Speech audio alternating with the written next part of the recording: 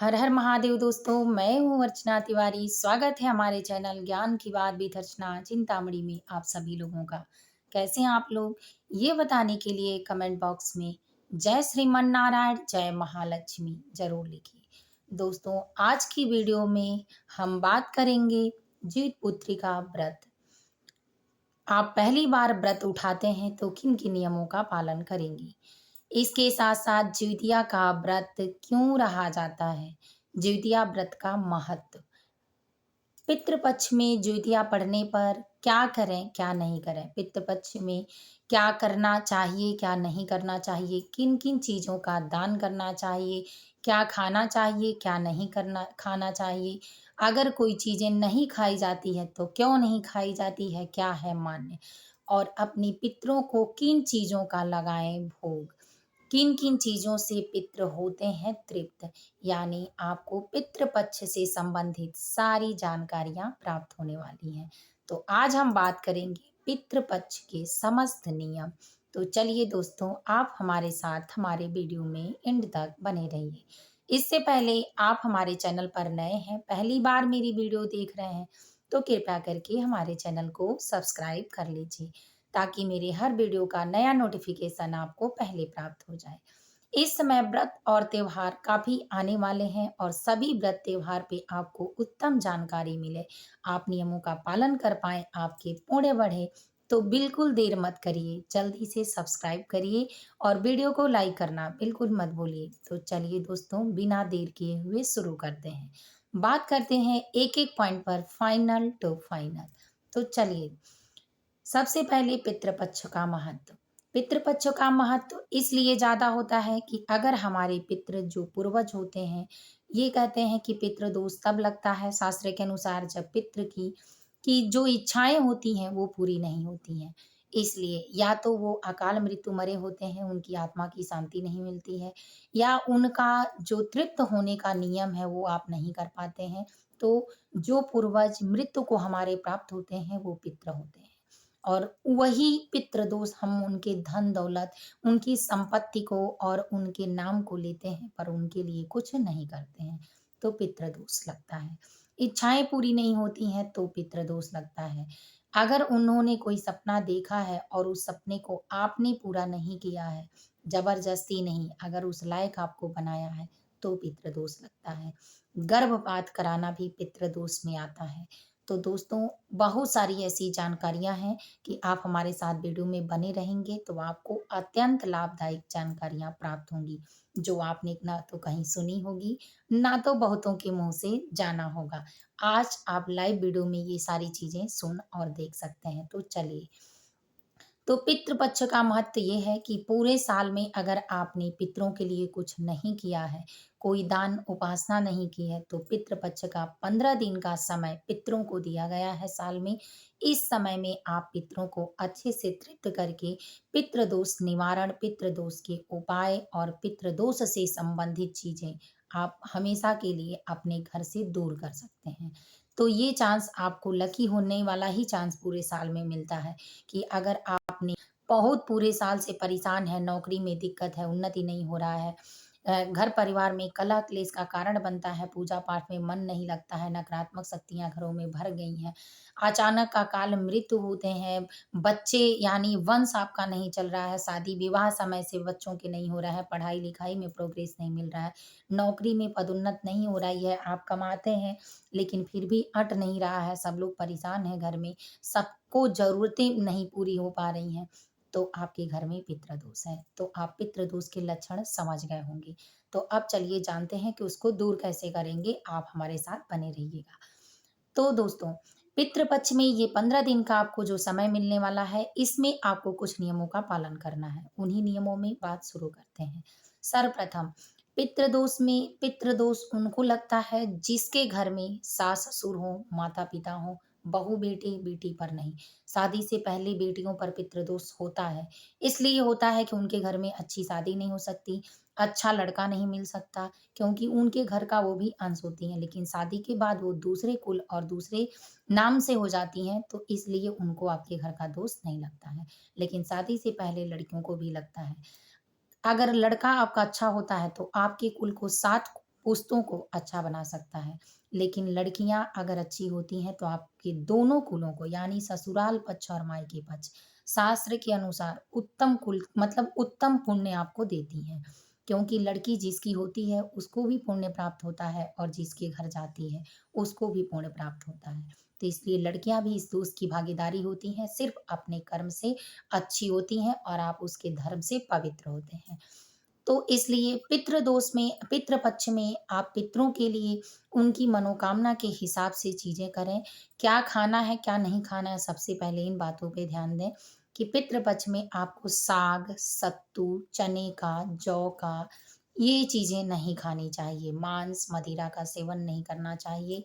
लहसुन, प्याज का सेवन नहीं करना चाहिए। लेकिन आप कहेंगे कि सबको नहीं करना चाहिए, तो नहीं।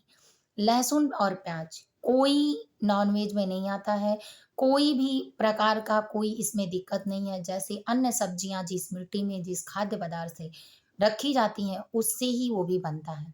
बस लहसुन और प्याज गर्म यानी तामसिक भोजन है और उस भोजन को खाने के बाद गलत प्रक्रियाएँ आपके शरीर में हार्मोन्स जागृत होते हैं, जो ज़्यादा एक्टिव होते हैं, बलवान होते हैं, इसलिए आपसे गलत काम करवाने के लिए प्रेरित करते हैं। इसीलिए खाने के लिए मना किया जाता है, क्योंकि साधु संत महात्मा अगर इसको खाते हैं तो उनका सत्य धर्म टूट सकता है। अगर इसको आम आदमी नहीं खाएगा, मज़दूरी कर रहा है, मेहनत कर रहा है, अगर इस चीज़ को नहीं खाता है तो शारीरिक रूप से कमज़ोर भी हो सकता है।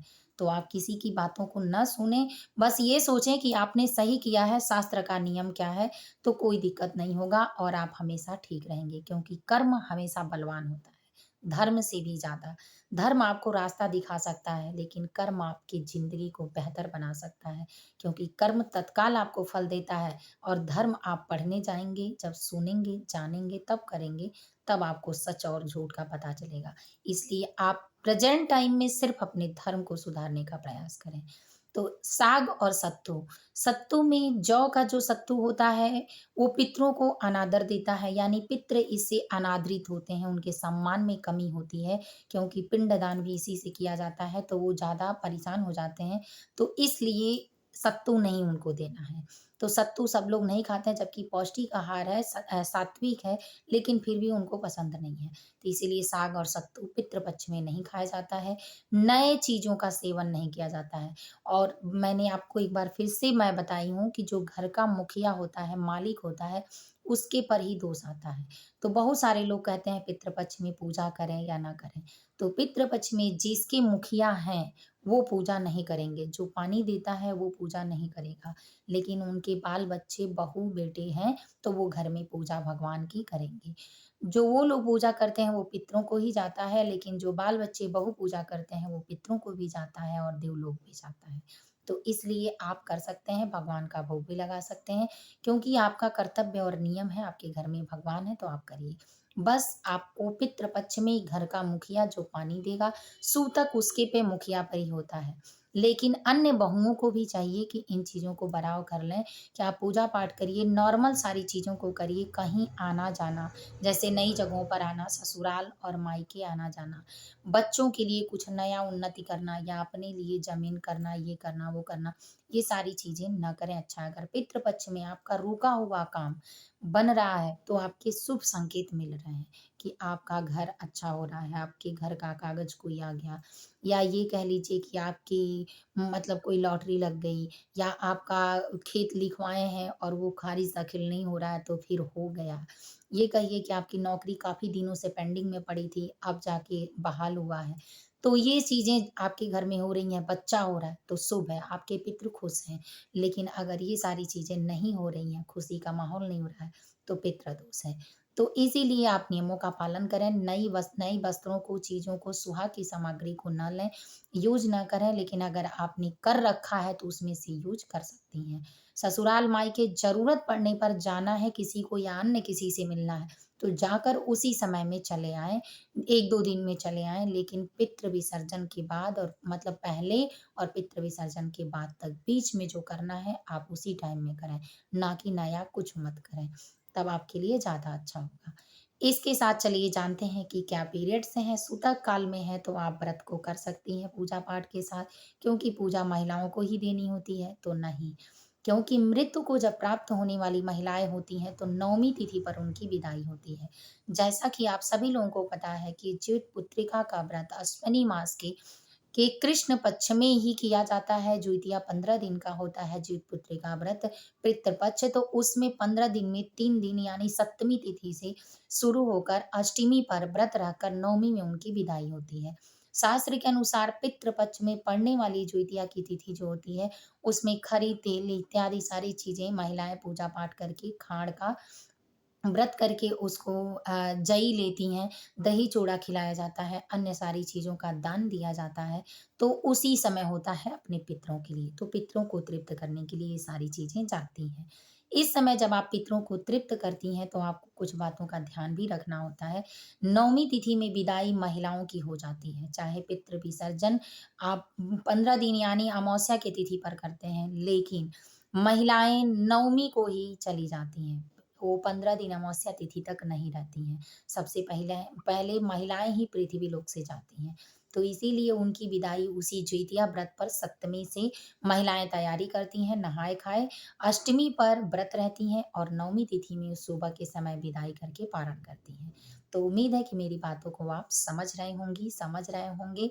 कोई डाउट हो तो फिर आप मैसेज करें, मैं ज़रूर फिर से आपके लिए उसी टॉपिक पे वीडियो बनाऊँगी। इसके साथ चलिए जानते हैं कि क्या खाना चाहिए, क्या होता है पितरों के लिए अच्छा? अभी तक तो आपने ये जाना कि नहीं खाना चाहिए।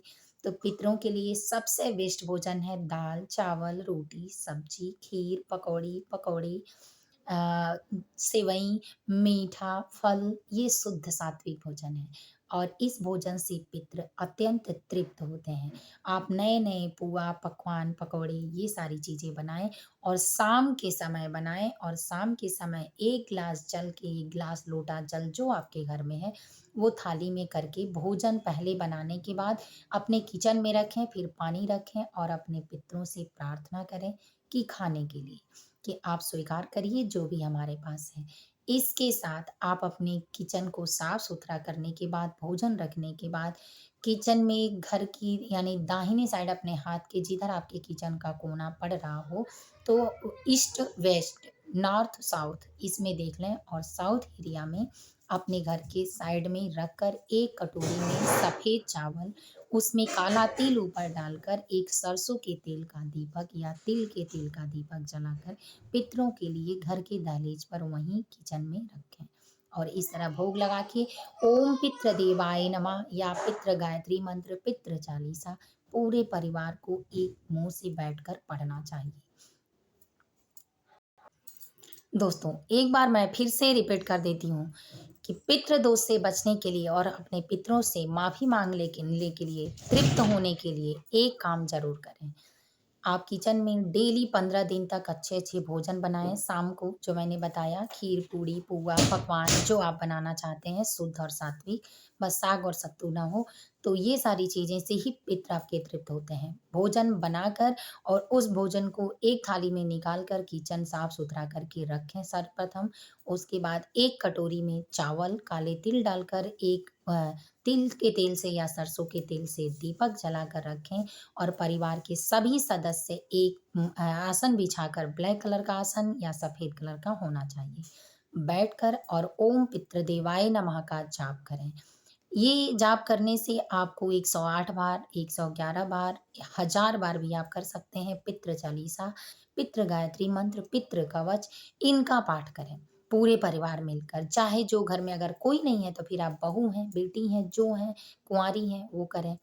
तो करें और इसके बाद आप प्रार्थना करें कि जो हमसे भूल हुई हो माफ़ करें और अब से हमारे घर परिवार को अच्छा बनाएँ। तो इस तरह से आपके पितृ प्रसन्न होते हैं, वो आपके ही अंश होते हैं, आपको आशीर्वाद देते हैं। अब इसके बाद जानते हैं कि क्या पीरियड के समय या सूतक काल में आप व्रत नया कर सकती हैं? तो नहीं। आप अपने घर का मान देख लें पड़ रहा है कि नहीं, साल में आप व्रत उठा सकती हैं, लेकिन पीरियड है तो बिल्कुल मत उठाएँ। आप उसी तरह से पूरा दिन चिंतन मनन कर रहे हैं व्रत का, शुद्ध सात्विक बने रहें। व्रत ना रहें लेकिन आशय लगाए रहें तो भगवान सब समझते हैं, क्योंकि धर्म में आस्था है तो वो आपका है। तो इसीलिए इन बातों का ख़्याल रखें। फिर मिलूँगी एक नए वीडियो में नए ज्ञान के साथ, तब तक वीडियो यहीं एंड करती हूँ। अगर आपको सारी बातें पसंद आई हों और समझ में आई हों, तो लाइक करना बिल्कुल मत भूलिएगा। कमेंट ज़रूर करिएगा, मैं आपके कमेंट का इंतज़ार करती हूँ। तो जय माता जी, हर हर महादेव।